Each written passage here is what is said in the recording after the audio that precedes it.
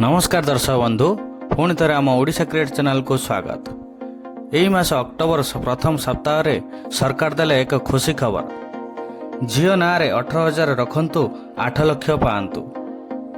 यही खुशी खबरटी आज सोशल मीडिया रे सरकार घोषणा करछंती।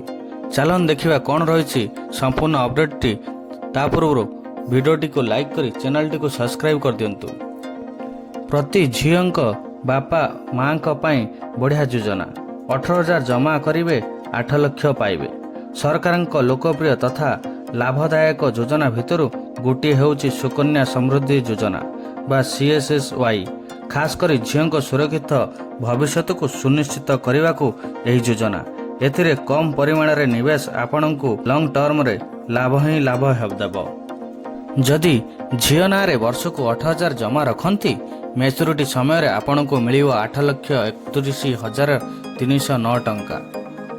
एही योजना रे सरकार देइछन्ती वार्षिक सुध हार 8.2%। सबुठार सुविधा कथा हेउची आपण 15 वर्ष जाए वर्ष को 18,000 लेखाए जमा करिवे एवं 21 वर्ष रे स्कीम मैच्योरिटी हेबो। यार अर्थ जदि आपण वर्ष को 18,000 जमा करूछन्ती 15 वर्ष रे आपण को निजस्व जमा राशि 2,77,000 हेबो।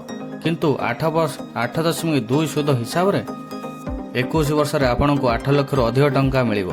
निवेश समय सह उच्च सुध हार आपण को झील को सुरक्षित पांठी आकार रे मिलिबो।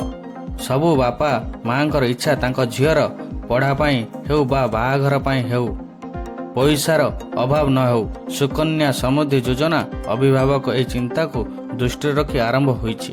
एथिरे जहाँ निवेश करिपारिबे ताहा संपूर्ण सुरक्षित। आपणक टंका ग्यारंटी रिटर्न सह आपणक पाखकु फेरिबो। विशेष करी यह मध्यवर्ती परिवार पई सबुठु भल संचय उपाय। झील बड़ हेला बेलकु